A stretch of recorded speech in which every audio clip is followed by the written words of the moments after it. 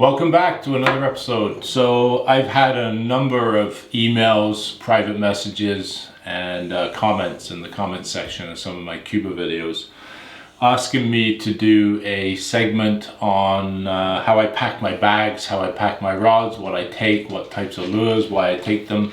So here we are, and I think we'll start out with how I pack the suitcase. So let's get that going right now.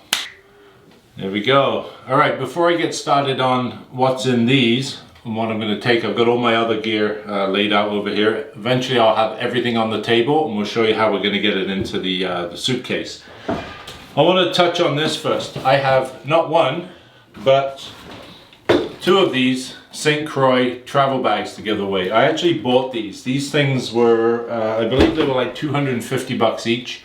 I've used them twice. A lot of the time now I'm traveling alone, so I ended up going with the larger hard case that you're going to see in a minute. And I also have an extra one of these here.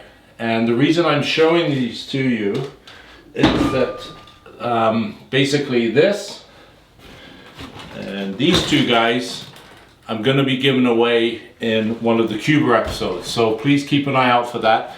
Unfortunately, because of shipping costs on these ridiculously large and bulky items, it's going to be only open to residents of Toronto or the GTA area. Basically somewhere where I can meet the people and drop it off, or they can come to me and pick it up. Okay, first box. Hair jigs. Big Jim actually tied these up for me. There's a yellow one there. There's a sort of a chartreuse green, yellow, white there, and also the white color. All of these colors work well. The yellow we find work probably better than most. I've got everything in here from sort of, I got some of these for little fish around docks and that type of thing. I've got some 16th ounce jigs here. They're all stuck together. I'm not going to bother trying to pull those out, but basically from 16th ounce up to 1 ounce, and what we use primarily are probably around 1/4 ounce to 1/2 ounce, which are the most successful for us. So got a big box of those because you will lose a lot of these on the reef. We fish these on the lighter outfits, and we'll generally run a 60-pound fluorocarbon leader with those. May sound a little bit heavy, but you're fishing over coral reefs, and you will get burned off on the coral by the fish quite frequently. Second box here is all of my sort of terminal tackle, I guess, for lack of a better word, spare hooks, that type of thing. I've got big hooks here, big single inline hooks for the big stick baits and poppers. I've got these guys here. All of these big hooks that I bought online on eBay. These are all BKK hooks, and they are extremely strong, very sharp, stainless steel. They won't rust. They're not cheap, but they're gonna last you. And I've got a whole assortment of we got some live bait hooks here. We've also got circle hooks like these trocar hooks, big heavy gauge, heavyweight hooks for live bait and dead bait, that type of thing, and all different array of sizes. I got some smaller ones here for live baiting as well. And what else have I got here? Let me bring the GoPro over here. Actually, I'll show you what's inside here. I've got 300-pound test and 500-pound test barrel swivels here. Good quality split rings, anywhere from 50-pound test up to 400-pound test. These ones here, these big guys here, are 400-pound.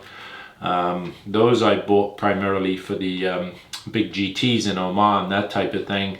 And again, spare treble hooks, inline hooks. Got some smaller inline hooks over here for the X-Wraps and the X-Wrap Deeps.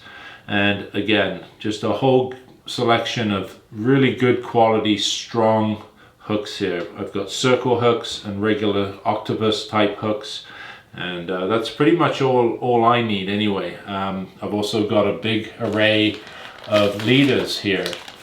steel leader, different pound tests. I've got fluorocarbon up to 175 pounds. I've got some more fluorocarbon there, 100 pounds. Over here, I've got fluorocarbon running anywhere from 30 pound down to 100 pound. And then for the larger poppers and everything at the bottom here, I've got a big spool of 200 pound mono. And that'll go on my larger popping rods. And again, it sounds like a bit of overkill, but it's primarily to stop you getting burned off on those rocks and reefs. It's very sharp down there. Take a bunch of spare braid with you. You could very well possibly get spooled. So I've got a spool of 120 pound braid. I've got a spool of 80 pound. I've got 65 and 65. And over here, I've got some smaller spools of 65, 80, and 50. Now, the reason I'm taking these little spools like this, these are actually gifts for a friend of mine that works in the resort, and I'm going to take him some line. And we'll get to all the other equipment over here in a minute, and we'll stay on the tackle boxes here. Okay, next box we have, we've got some large poppers here. These, again, I was going to use a lot of this stuff in Oman for my trip, and that got cancelled. I've got a bunch of the Nomad Design, there you go, poppers. These are 7.5 inch poppers. These have a phenomenal action. They've got a beautiful body here. I'll show you a little close up. And again, I've got the BKK hooks on here. Trebles on the front on this one, and the inline hook on the back, and all very heavy gauge hooks. If you need to lock up your drag and pull a fish out of the reef, you're going to be able to do it with this bait here. This is called a Chug Norris. Interesting name, but actually most of these baits here by Nomad have some names. I've been following a lot of Australian videos, and some of the baits they have for the bigger, hard-fighting, predatory saltwater fish are really phenomenal. This one here is a clownfish, kind of like Finding Nemo. Again, I've switched out all of the hardware on these. I've got 200 pound heavy-duty split rings on here, and again the BKK hooks. You're not going to kill or bend out or straighten out these hooks on any of the fish we're going to get down there. Various different types here. This is actually a wooden model, and this one's made of made by hand, actually I should say. It's made of wood, obviously, I just said that, but different styles, various different types of baits. I'll give you another quick look in the box here, and we'll get on to the next one. Okay, next box, we have some more poppers here, and we got some skinny ones here by Nomad Design. I forget what these are called again. I'll put the name on the screen here somewhere, but these are phenomenal. These you can walk the dog with, and also these can be worked really, really fast. So if you've got aggressive schools of fish hitting bait and chasing, even barracuda, that type of thing, you can run these baits really fast and the fish will whack them. These I am absolutely dying to try. These are called, these are the Nomad Design again, but these are called a Maverick. And these are, I think they're an 8.5 inch model. They might be 9 inch. I'll double check and I'll put it up on the screen. But these are the Mavericks. Again, all replaced all split rings and replaced all of the hooks. I've got double trebles on these, and just because of the way the bait works. This bait here actually has, if you notice, there's a little hole down in here, and so I can get it at the right angle there. There's a hole here, and there's little holes here below the gills. And what happens is when you pull that through the water, you'll get a bubble trail coming out of the gills there, which is absolutely phenomenal. So I'm desperately eager to try these guys. And again, this is a Spanish mackerel color. This is what I believe they call their pink mackerel. And this is actually, I guess I should point out too, there's two different models of these. One is a floating and one is for rough water. These are all the rough water model. And the reason I bought them is this time of year down in Cuba, it can get very, very bumpy and very choppy. So what happens is that usually with a one of these types of baits, you have a weight in the tail, and they'll sit up like this when you're not popping.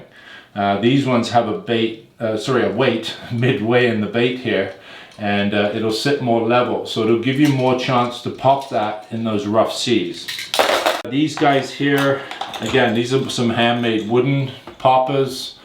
These are what are these, 6-inch models, but you can see they have a very, very big cup on them and kick up a lot of water. And I've got heavy duty hooks again and split rings on all of these.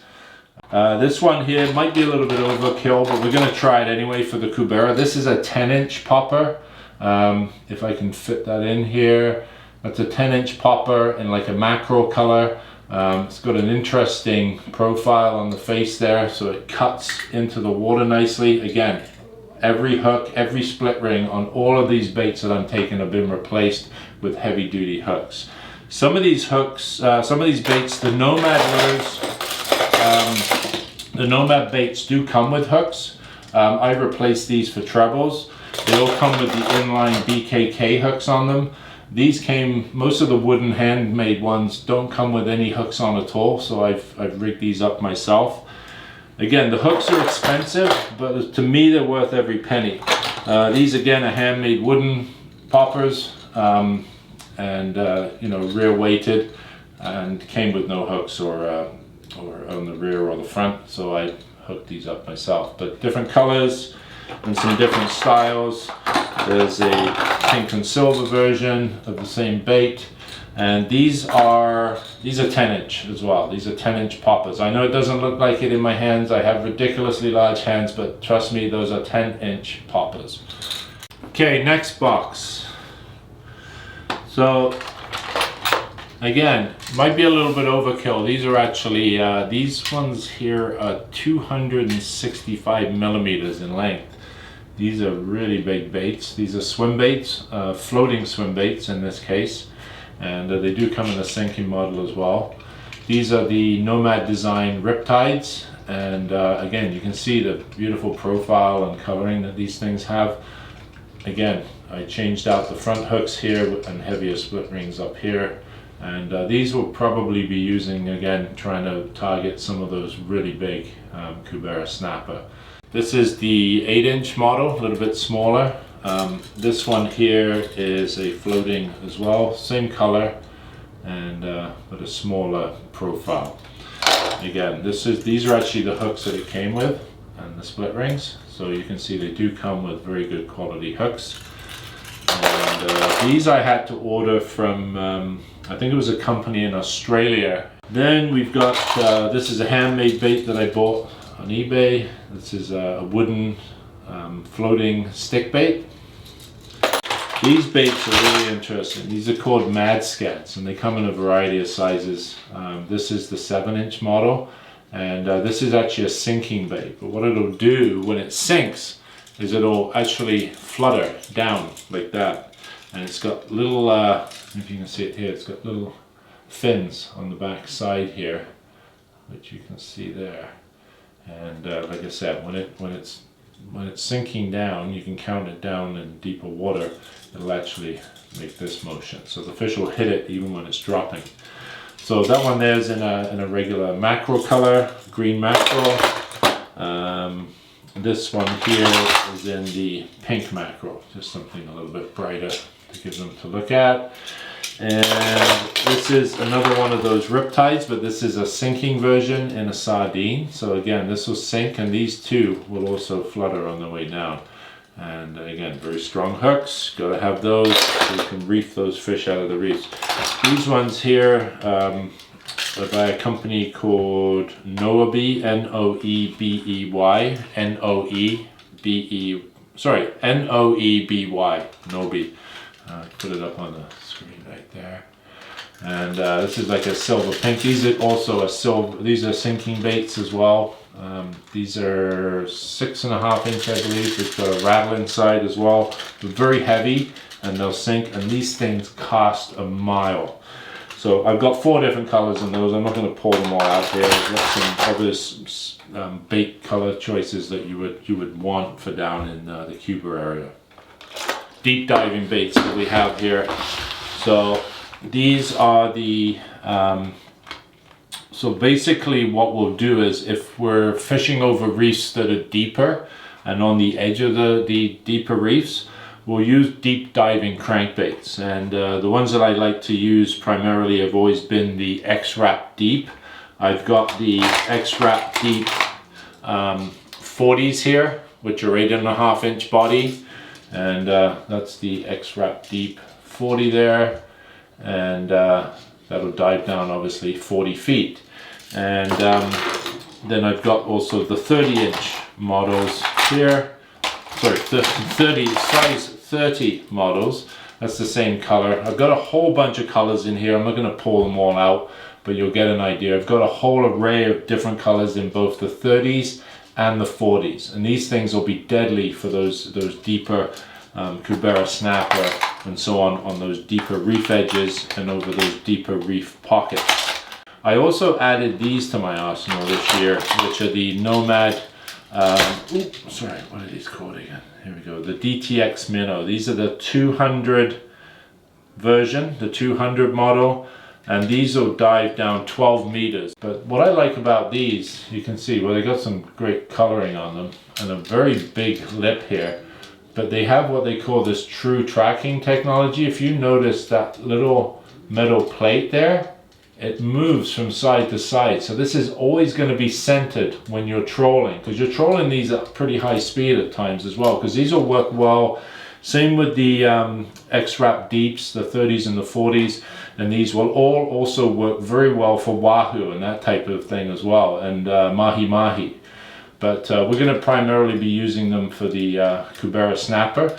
But this is really, really cool. They came up with this technology, and it allows that plate to float, which means you never have to be bending. On the other ones here, as you've seen on most of those, it's just a loop that's fixed. This actually moves left to right, so it allows that bait to run true no matter what's going on.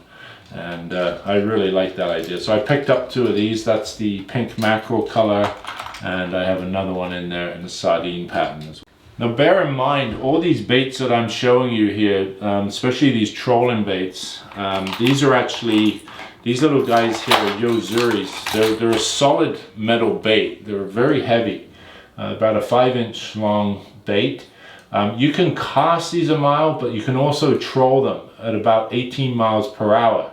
So these on a Hobie cat would be deadly. So these are called, again, I'll put the name up on the screen. I forget what they're called, but I've used these down in Mexico and various places. Phenomenal bait. You can cast it or you control it, and they have a very tight wobble action, and they're built like tanks. Like even the hooks and the split rings that come with them, they are just literally built like tanks. So you can land tuna and everything on these things. And another great Yozuri bait that I like to take down with me are these guys here. And again, these are great. They come in 2 sizes. This is the smaller size, so these would be ideal for running off of your catamarans if you're at the beach. And you know, if you guys, because I know some of you guys don't go fishing with guides down there, but these baits here are actually phenomenal. And again, you control these at about 18 miles an hour and they'll stay true. And a good solid bait, really heavy hooks with the split rings here, and the wahoo will just annihilate these things. This is the, I think it's the 5.5 inch model, but you can see it's a bit of a deeper profile. All right, in this one we have, basically I call this like my medium size box. So I've got the good old Yozuri bull pops. You've seen me using these in a few previous videos. These are a 6-inch popper, and right there. They come with good hooks and good split rings for the size of fish that we're generally going to be getting on these. And I've got a whole array of colors in here. I'm not going to pull them all out. I've got anything from sardine to mullet to mackerel, so on and so forth. And I don't go anywhere down south without the good old X-Raps. You might break off a few of these lips from time to time when you're fighting fish over reefs. This particular model, I put the inline hooks on like this and slightly stronger split rings. and that just helps land some of those bigger snapper and Cubera snapper and barracuda and so on. So that's a mullet color. I actually take three. I'm taking one, two, three in that color this time around. I do like that color. I have white, which can be absolutely deadly, and I have sardine colors. I have silver black. I have I think I've got a sardine in there, the silver black, white, and I think I may have like a mackerel colored one in there as well. This is a topwater walking bait. I've got a few more of these in the other box. This is actually an old X-Wrap skidder walk. I think it's got, sorry, not a skidder walk, it's an X-Wrap walk, but it's the saltwater version. It's a little bit bigger. This one's about 5 inches. And again, good hooks, good split rings. If the water's calm, these things are deadly for calling up fish from the deep. I also have in here some more of those Mad Scats that I showed you earlier. I showed you the 7 and 8 inch models. These are the 6 inch models. These are sinking again, and again they give you that flooded action when they go down due to these little fins here on the back. And again, a sinking bait. These things cast an absolute mile and will catch pretty much any fish on the reef. So there we go, 6 inch Mad Scat. I got those in 3 different colors. I've got a mac tuna, a Spanish mackerel, and a bleeding mullet in those. So we've done the X-Wraps, we've done the Yozuri Bull Pops, and of course I don't go anywhere without the Yozuri Mag Darters. This one's actually a little beaten up. It's been eaten a few times and caught a few fish. Actually made its way back to Canada, this one, and survived a trip, which is quite rare. Again, excuse my giant hands. These baits are in fact 6 inches long, believe it or not. And again, good hooks and split rings right out of the box if you want to use them as they are. So again, I've got those in the mullet, the white, white color mackerel. I've got a sardine in there. I've got about 3 mullet flavor white, and there's a mackerel color there and a sardine down at the bottom. So this would be my mid-size box. I always leave one little section here for extra hooks, because some of these hooks will get straightened out. So I basically put in here a bunch of extra hooks. This one here is my small box, small to mid, I guess. I've got some more Yozuri poppers here. These are a 5 inch model in various different colors. Of course, when you want to pull them out, all the hooks stick together. This one here is a 5 inch model. Again, these are really good for fishing off the beach, that type of thing, especially on calm water days. You can fish these up to sort of a small chop. After that, they don't really work so well in the big waves.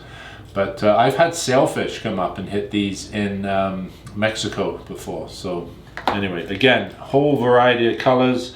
I've got like a mahi-mahi colored one there. I've got like a blue mackerel. I've got like a purple mackerel, whatever that is there. And a mullet color and some various other colors. I got some more walking baits. Actually, what I'll do, let me grab the GoPro here. I've got some more walking baits here, 5 inch. These are Yozuri surface pencil walking baits. I've got some smaller ones here for my buddy Brandon there. As you know what these are. These are the Yozuri Twitch. I've got 3 or 4 of those in there, and actually got 2 in the mullet color, worked really well. I've got the 5 inch Mag Darters here, a little bit smaller. I've got some plastic sand eels here, which we're going to try for the snapper. And down here I've got baits from anywhere from sort of 2 to 3 inches in length. I've got some really tiny jerk baits there. If you're having a really quiet day, I'll use the lightest equipment that I have and play around with these little baits here. And they can be good around docks and stuff as well, or piers. A lot of these baits here actually are very good for using from shore. Same as these ones here. If you're casting off the rocks down there and that type of thing, a lot of these baits will catch a whole multitude of fish from the shore down there. And that for my tackle boxes is about it. You can see I've got a very good selection, everything from the large poppers over there to the large and mid-sized swim baits here. So I pretty much got everything covered. You got to remember, when you're going to Cuba, there are no tackle shops. So you've basically got to take everything you would need for an outing. I mean, I'm going for 2 weeks, so I want to make sure if I lose any of these baits, I've got spares. Definitely take, especially in the medium-sized baits here that I showed you, take spares in those. You will lose some fish over the rocks. It's just inevitable. No matter what size leader you're using, you're going to lose some baits. And take spare baits, take fluorocarbon. I take a whole ton of it with me. I've got everything here from 30 pound down to, from 30 pound all the way up to 175 pound fluorocarbon. And then I have here, I've got some 200 pound leader for the big poppers. Sounds like overkill, it's not. If you're fishing over those reefs and you hook into a big fish, you're gonna lose them if they get down and bury in the rocks. And that is exactly what the Cubera snapper will do when you try and get them to the boat. They're gonna just basically try and get in and burrow down into a hole, and you're gonna have a hell of a time getting them out, or they're gonna just break you off or rip you off in the coral. I'll tell you a little tip that I've found this week actually. I've been trying to, I'll show you on here, but I'll also show you a close up here. I picked these things up for $9 each. Now, when I go away, I take 2 of these waterproof bags with me. These are like $50 on Amazon. Just so you're aware, I'm gonna put links in the description down below. In case I miss anything here, you can go there, follow a link and do what you want with it. If you want to pick up some of these items, some of these lures, I'll put links to all the lures, all the braid and all that stuff. And even these bags, the gloves and everything I'm going to show you in a moment. Anyway, I take 2 of these bags with me.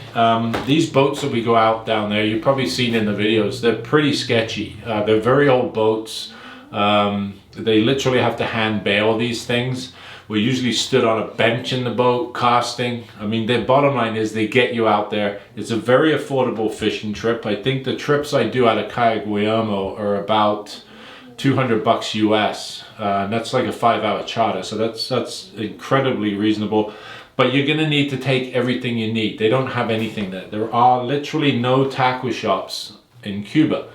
And you'll see most of the locals there fishing with hand lines or fishing rods that guests have left behind for them. So anyway, when we go out in these boats, 9 times out of 10 this time of year, it's going to be quite bumpy out there, and you do get wet. You get sprayed, everything gets soaked. So I put all my tackle boxes, anything that can get wet in these. These are basically roll down bags. I use them for camping too. And you know, you clip it over. You can throw this thing in the water and you're not going to get your gear wet. So I'll take 2 of these. I actually use them as padding in the suitcase, which you'll see in a moment. And what I do is I've been trying to think how I can save my fluorocarbon. You'll see here, this one for instance, like these things, they tend to get broken because they're smashing onto your tackle boxes and your tools and everything. So, and it's also a pain in the ass trying to get the, you know, find your leader and everything when you're fishing, because you have to open the bag up, go inside.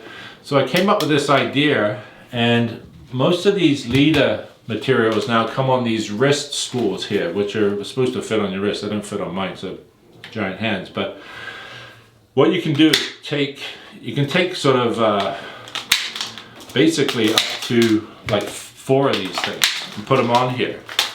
And then what I'll do, or what I'm gonna do when I get down there, is I'll clip it on here, and then that's always now hanging on the outside of my bag, and I can go through, find a leader I need, and access it really quickly. You're gonna be retying leaders. Like I said, these fish are gonna smash the rocks and tear you off on the reefs and break you off. So this is a good little idea that I came up with. So when you're sitting in the boat, you don't have to keep going, untying the bag, going inside and trying to find everything. This will keep it on the outside. I bought 2 of these, 1 for each bag. And again, I'll put a link to these in the description down below if you want to pick one up. Pretty cheap, $9 I think on Amazon. So in addition to the fluorocarbon leader, I also take some various different sizes of steel. If there's nothing going on, I've got everything here from 105 pound, 50 pound to 218 pound. You can use this as well. This is the twist type wire, and you can use this for your leaders for trolling the deep baits as well, if you're going for wahoo and that type of thing. And again, just protects you against toothy critters. If there's nothing else going on and you want to play with the barracuda, if there's a lot of those around, you might want to use some of this as well, because it does get old very quickly, losing some of these very expensive baits to barracuda because you're using fluorocarbon. But on the other hand, if you're not using that fluorocarbon leader, you're not going to get bit as much. So what else we got here? Another thing I take, multi-tool. It's always in my room if I need to repair anything. I've got everything I need on here. Pliers, cutters. I bought a specific one that pretty much covers all the needs. Got some screwdrivers in there as well. And so I've got that. Now, in addition to the braid, to the fluorocarbon, I'm also taking down extra braid. I've got 90 pound here, which I may switch out with the 80 actually. And then I've got 120 pound J braid here as well, and 65 pound. And that's pretty much it. If you get spooled off down there, you're not going to be able to go buy more line, so take extra line with you for sure. I also always take a few of these guys down, and this is reaction tackle saltwater camo braid. This is for the guys in the resort. I've got, what have I got here? I've got 50, 65, and 80 pound, and that'll be going to one of my friends who works in the resort, who loves to fish. In addition to that, I've also got an old bait runner reel that I'm going to be giving to him, and of course the rod and reel that I'm giving to Jordan. Every day I go out, I'm usually taking anywhere from 6 to 8 rods with me, with reels on, tied up, ready to go. Get some of these rod straps here.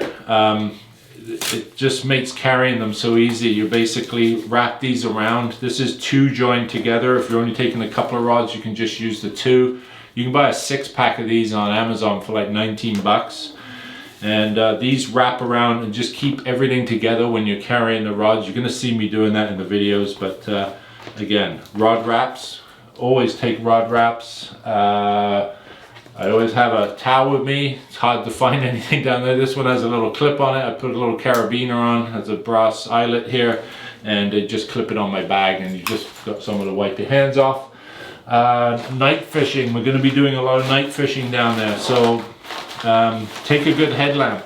This one here is rechargeable. It's 800 lumens or 8,000 lumens or something ridiculous. Very bright, and turn that off. So if you're going out night fishing on the rocks or on the bridges, take yourself a headlamp. That way your hands are free and you don't need to worry about wrestling with everything. I'm also going to be wearing a chesty camera, and that'll have a light on it too. So what else have we got here? Okay, so with some of the bigger fish, it is handy to have a fighting belt. I bought this one on eBay. I like this style. I don't like the round ones that you have to put the rod inside and kind of fool around with. This one here, you can essentially drop your rod, and it'll always find the hole here. And it's light. It's pretty lightweight but thick. Don't buy those little ones like this. They just kind of go right into your groin. This one sits on both of your legs. It's got a nice strap on it. I keep my pliers on here. Another good thing to take with you is good pliers. Don't buy the cheap Chinese ones. Buy a decent pair of pliers. These are also split ring pliers. It has a lanyard here, which is retractable. And these were a little more expensive, but they work. I mean, if the cheaper ones are all you have, you can take them and use them on one trip and give them to the locals down there. They'll be pleased to have anything you give them. So again, this is a Velcro fighting belt right here. This one's made by Penn, and if I can find the link, I'll put a link to it on, I think this came from all the way from Australia, but it was a pretty good price. It was like 35 bucks or something, and it's a very solid fighting belt. So with those larger fish, especially on some of the reef species where you've got to really pull up on that rod, it makes it such an easier kind of leverage point for you to fight those fish. So fighting belt, pliers, what else we got here? So another pair of pliers. I've got another pair of the same pliers. This one, the case disappeared on my last trip, so I put it in a cheap old case I had. But it's just a backup pair. Again, make sure you take split ring pliers, which are included in these. And they also have a braid cutter right here, and spare ones. Last time, I think the second from last time I was away, I lost my pliers and didn't have any. And the ones they had in the boat, that the guides had, were brutal. So these can be handy for the, guys don't like handling fish, or if you're playing around with a sort of acrobatic, crazy barracuda. I always take one of these with me. Just gives you the ability to be able to kind of work one-handed if you have to with a fish. And what else we got here? So this thing here it's a little bait basket. I bought it again on Amazon. I don't even know if I have the link for this. I bought it years ago. And sometimes when you're fishing off the piers down there, the guys will net or catch with the sabiki rigs the little fish for you. The I forget the name of them, but anyway, they catch them, and for the amberjacks, that type of thing. And this is cool because you just basically put a little stone in the bottom here and put your bait in there. If anybody gives you any bait, we were putting it in ice buckets and anything we could find down there, and most of them were dying. This way you can tie a little bit of braid on here and tie it off on the pier and hang it right down in the ocean, and the fish are going to stay alive better. And it's like, it literally weighs like ounces. There's nothing to it, but it'll keep your bait fresh and alive. So I always take one of those with me. And out on the boat, gloves.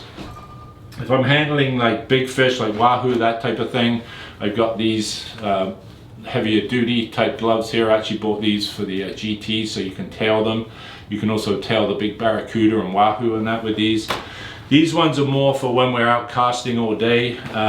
These do get covered in blood and dirty and that type of thing, so I always take a few pairs because there's not really anywhere to wash your stuff down there. And these ones are by Hook. These ones are Bass. They're just all different kinds that I have. The reason for these is, and you don't realize when you're out in the water, is how burned your hands can get, especially in the first few days that you're there before you build up a bit of a base on your tan. So I always take these, and they're in my my other suitcase right now, my clothing suitcase, but I wear the buffs, which will cover your whole ears and down your neck and everything, and you'll see me wearing those in the episode. So gloves, buffs, what else have we got here? I think that's almost it. Obviously hats. I always take a few hats with me because they get really stinky and sweaty, so I always take a few down with me. Lighter weight the better, because it is hot out on those boats. I've got all my reels down here that are going to go in the suitcase as well. And am I missing anything? Oh yes, de-hooking tool. Again, these are cheap on Amazon. I usually leave these down there for the other guys. But if you get a deep hooked fish that you want to release, these are the best thing for it. So you can get right down there and you can grab the hook and de-hook them. So anything that's going to make your life easier when you're unhooking the fish.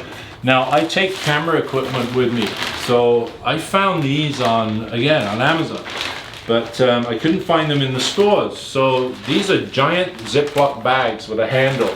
Now with my camera equipment out on the boat, often we'll get downpours of rain, or like I said, when we're running, the spray's pouring over the boat and you just literally get soaked. So these I bought, so I can open it up and basically drop my main camera with the tripod on it and the handle and the microphone and everything. Just drop the whole thing in here, zip it up as we shoot from spot to spot. I don't have to strip everything down and put it back away in the bag. So these could also be used for, I don't know, keeping your clothes dry, anything, but they're like so handy. I think they were $10 and you get 4 in a pack, but I'm going to take all 4 with me, and these will be used to keep my camera equipment dry when we're going spot to spot. I generally take 4 GoPros with me and the main camera and recording equipment and all that stuff, sound equipment obviously. Oh, I didn't show you these yet. So I was going to try something a little bit different this year. So I bought these for pike fishing actually. They're 7-inch Z-Man swim baits, plastic swim baits, but they're like stretchy, elastic. And one thing you can't do with these, just as a heads up, you can't put them with other plastic baits. They have a chemical reaction and they'll literally melt them. Like they'll literally melt each other with a reaction. So you got to keep them separately in a bag, like I did here. And what I've got here, I managed to find, I think I even found, I was looking on eBay and I couldn't find any, but I found these on Amazon. They weren't cheap, but these are big, heavy, very heavy gauge jig heads. And I've got 1.5 ounce and 2 ounce. So along some of the deeper edges, I have a feeling that we might be able to snag some good, maybe Kubera snapper or even grouper on these things. So we're gonna give them a go while I'm down there. A couple of other things here. Again, if you break a rod tip and you need to replace one, I always take, I don't know if you can see in there, but I take a box of rod tips. I usually give some of these to the locals too. They're always looking for stuff to repair. I've got crazy glue in here for emergency repairs. I've got the glue for putting the new eyes on the rods. I've also got the little spindle here. I'm gonna get someone to teach me how to use that to tie knots while I'm down there. And what else do we have here? I got another box here with wrenches for my reels and drag washers, all kinds of things to basically maintain my reels. I've even got a little thing of oil in there. So all those little things that you kind of take for granted that you have at home, you need to take them with you. I've got some spare batteries for the headlamp for Jordan there. And this is actually a box of assorted hooks. These are very good quality hooks. They're all Gamakatsu and Owner. And I've even got some stainless steel circle hooks in there. And these basically I carry around with me, and a lot of the guys with the hand lines and that type of thing, and people that work at the resorts, I'll give them some of these hooks because they're like gold. It's like you give some of those guys down there, you give them a handful of these hooks, and it's like you gave them $100 or $500. They just can't get this stuff. So anything like this that you have hanging around that you're maybe not using, I actually bought these for the guys to take down because I just been going there so long and I know how much they appreciate all this stuff. Any old fishing reels, any rods, you know, don't throw them out. You know, if it's only worth a few bucks, don't sell it. Take it down there. These guys will die for it. They're so grateful and so appreciative. I've had people cry when I've given them equipment. So it's very gratifying to do that. And anything you can take down to these guys, anything you see here that you may not be using anymore, give it to them. I'm always giving away a few baits here and there, but always take a bunch of hooks and braided line and that kind of thing. And I think that's it for pretty much everything. And now I'm going to show you how I get all this. I usually take some black garbage bags too, the Husky bags. They're very handy, even in your room for your laundry, that type of thing. I'm going for 2 weeks, so yeah, that's pretty much it, I think. Oh, here, if you have any kind of back problems or knee problems, I have a bad knee. Which prevents me from climbing upstairs and things sometimes. And I also have a bad lower back. I have a herniated disc in my back. And when it goes, I'm screwed. So I have a big back brace here, a lightweight one, and a knee brace, which I take with me in a Ziploc bag. And I take that everywhere I go over there. Because again, you can't buy any of this stuff in Cuba. So if you have any kind of problems with your wrist or anything and you wear a brace sometimes, don't leave it at home, take it with you, you might need it. So that's it. I'm gonna put all this in the suitcase and I'll show you what it looks like when we're done. Okay, so this is the suitcase that I'm taking down. It's a Samsonite suitcase. It's sort of it's semi-hard. It's not one of their most solid models, but it is pretty rigid. That way I'm sure it's gonna protect hopefully what I have. I've got a combination here and then 2 latches on this side. I've got the 4 wheels, because I'm actually taking 2 of these down, one with my clothing and one with all my fishing equipment. and lures and everything in here. And then of course I have my rod tube. So the rod tube's going to go down as sporting equipment. This one I have to pay extra for, so just be aware of that. If you're going to take an extra bag for your equipment like I do, depending on the carrier that you're using, I know with Sunwing and Air Transat, it's somewhere around $50 for an extra bag each way, so it's going to cost you about $100 for your trip. And with Air Canada, it's a lot more expensive. So before you plan on doing all this, you might want to just check with the airline you're going with to see what your luggage allowances are and what your cost is and what your maximum allowance is. I'm actually allowed 32 kilos in here, so about 70 plus pounds. So let me get it open and we'll start packing some of this stuff in here. A couple of other things, actually I'd left them in here from the last trip, and I'm glad I did, because Cuba, not an easy place to find a band-aid or a first aid kit if you need one. Even in some of the resorts it can be difficult. So I always take down with me a full first aid kit, and that'll be packed in here. I've got an assortment of band-aids. I also have my regular, meds and that kind of thing. If you get a bad stomach and all that stuff in my regular suitcase. But this is all antiseptics, bandages, band-aids, that type of thing. You're going on a fishing trip, you might have an accident. So be sure to pack a first aid kit, a good one. And a couple of things I didn't touch on, obviously, this is glass cleaner for your glasses and everything, but insect repellent, mosquito repellent, and sunscreen, of course. So make sure you pack those too. And I always throw a handful of these in here. They're just Ziploc bags. Sometimes if you're rushing to go out somewhere in the morning, I'll take a Ziploc and I'll go in the buffet and throw a bunch of food into the Ziploc and throw it in my bag, so we have food on the boat. I bought this on Amazon. It's a big roll of bubble wrap. This is going to last me a long time, but essentially what I'm going to do, let me just open this up here. Hopefully this is working out on the camera. So they have tear points throughout the roll. So I'm going to wrap this around here a couple of times. I used to tape these with Scotch tape or sellotape or whatever you have. You don't need to do that. What I'll do first is I'll put in my my waterproof bags. They usually sit nice and flat like that. One of them on the bottom.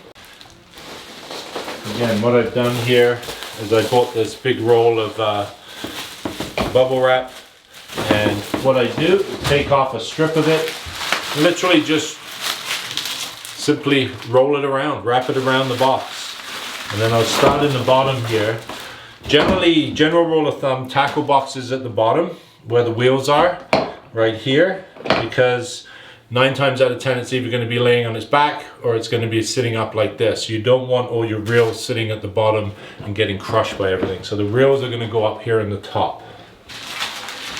So we'll get a few of these in here, like so. And I'll wrap a few more and then we'll skip ahead here. And here we have it. So all the tackle box is wrapped in bubble wrap in here. I kind of overpacked a little bit, or tried to overpack a little bit. So as you can see, I've had to leave one box behind with all of my 10-inch poppers and large poppers. I've got tons in here, but I kind of wanted to bring those too and give them a try, but there's just not enough room in here. I got stuff for the guys, I got their line and all kinds of other stuff, so sometimes you got to make sacrifices. But everything's in. First aid kit, all my reels are in under here at the top side of the bag, all the tackle boxes are down here, and everything's kind of packed all in around the edge. I'm gonna close this up. I'm almost afraid to touch it now because it took a little bit of finagling to get everything in here. So I'm gonna close this up and now we'll go and pack the rods. Alright, so I'll give you a quick walkthrough of the rods and reels I'm taking down here. I've got 10 rods and 10 reels here total, and they're all going into that tube right there, which we'll cover momentarily. So first reel here is a Catalina. I think it's a 60 size Catalina. It's one of my older reels that I used to use for trolling off the Hobie Cats. It's paired up with a Rapala fiberglass rod, great for trolling inshore, and that is actually going to be a gift for Jordan when I go down, so he can do a bit of trolling when I'm not around down there. These guys don't have a lot of equipment, so anything you can take down and donate is greatly appreciated. This is a Lexa 400 spooled with 80-pound test. These 4 rods here are all St. Croix Mojo inshore rods, heavy action, and with fast tips. And so we've got the Lexa 400 spooled with 80-pound. We've got a Stratic 5000 spooled with 65-pound. And we have 2 Shimano 14,000 twin powers, again on the same St. Croix rods. And those are spooled with 90-pound braid. And over here are my big guns. These are the rods and reels I bought for my trip to Oman, which got cancelled earlier this year. And these are, these ones here are the Daiwa Saltiga 18,000s, the new ones for 2020. And they're spooled up with a 120-pound braid. So anything you need to pull up out of the reef, these guys are going to be able to do it. These are also the Saltiga rods. They're 8'6" popper rods, so these are what I'm going to be throwing most of my big poppers on. And beside it here we have a Shimano Tyrannos 30 with a dual drag system, and this rod here I'll be using, it's an Okuma rod, 3-piece. I've got a spare tip there, and this one here we'll be using for the deeper diving crankbaits over the reefs for the Kubera as well. These are my light outfits here. Light by comparison, these would be equivalent to sort of medium action bass rods for crankbaits and that type of thing. And I've got 2 Shimano Stratic 5000s spooled with 30-pound and 40-pound braid. And those I'll primarily use for the jigs, but I'll go through what I use all these for in the videos that I'm going to shoot when I'm down there. And for now, let's get them into that tube. The rod tube. This one here has wheels on the end and allows you to drag it with this handle up the front here through the airport. They all slide in and out generally. This one will go out to 9 feet. I've got it set right now at about 7 feet. They come with this crappy little clip thing here. I'll try and get a close-up here.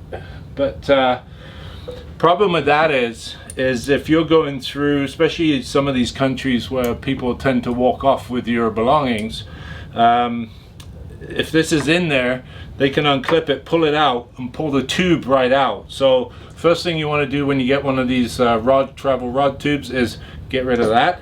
And secondly, I've taken a stainless steel bolt here and a stainless steel locking nut, and I've wound it down and then cut it off as close as I can so nobody gets snagged on it, and that'll be in there nice and secure. So if somebody's going to try and open this up, it's going to take them a long time to figure out how to get that open, or slow them down at least. Anyway, second thing you want to do, this one has a lid that, see if I can get in for a bit of a close-up here. This one has a lid that, let me take my lock out. So this one here has a lid that unlocks and comes off, and then your rods go right down in here. So what I did was, I've got this this elastic thing on here. It keeps the lid from getting lost. But when you put it on, there's actually, it locks into place like so, and there's actually a second hole. So once you've drilled this hole out a little bit, you can take your lock here, slide it up through. It's a long shank padlock, and then I've got to get that through the second hole, which is right there. And this one's a bit tight, but it does go.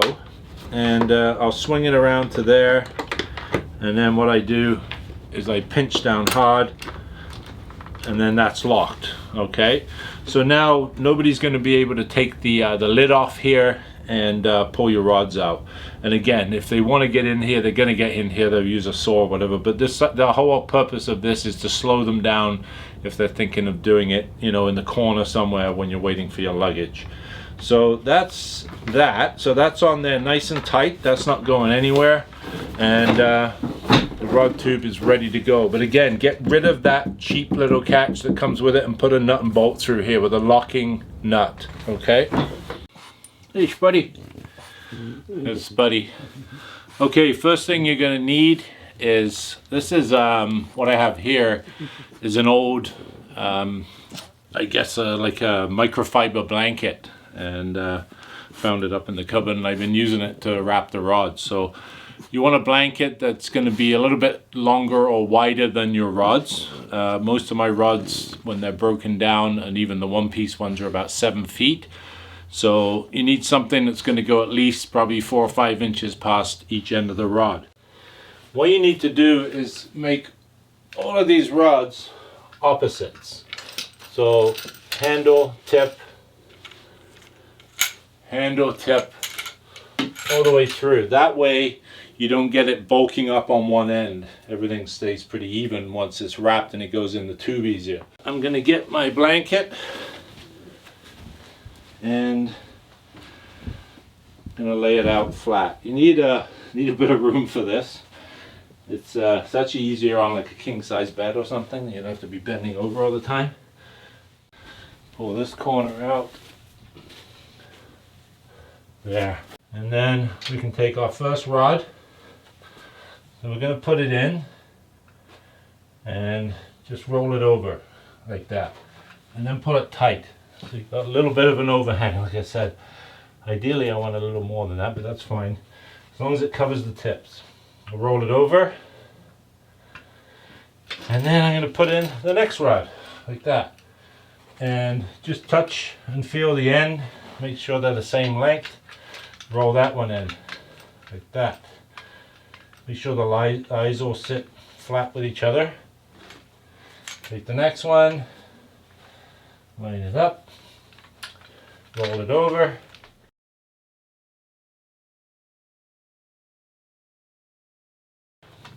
And then we're going to have a little bit of extra, which is good, because what we can do is kind of cheat it. Roll it this way, and then the other end we'll roll it that way a little bit. Okay, so you can see here that I've got those tips all covered over nicely. Now I'm going to put this in the tube like so.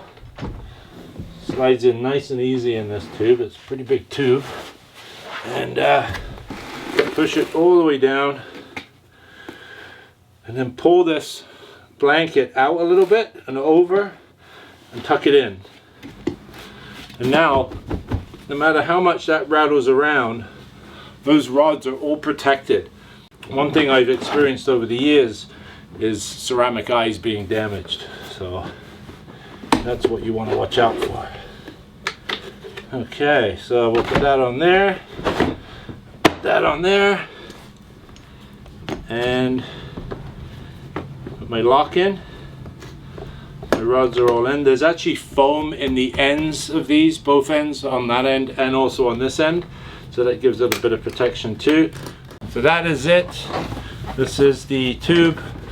It's got a fair bit of weight to it when you get all the rods in here, but like I said, please make sure you change this out for a nut and bolt, and make sure you get yourself a good quality sturdy padlock right here. Combination preferably. If you lose your keys down there, you're screwed, right? Or you'd have to cut it off. So combinations are the best way to go. That's it. If you like what you saw today, hit the subscribe button, hit the bell icon so you get notified when new videos go live, and leave a comment down below. I'd love to hear how you guys do all this stuff. I mean, this is just me. This is just what I've been doing for years now, but if you have any other suggestions or better ideas on certain things that I've covered in the video today, let me know, and I'll be glad to hear them. But leave them in a comment down below, and also hit the like button. It helps feed the algorithm. So I'm Sean Rickard. Thanks for watching. We'll see you next time for yet another outdoor adventure.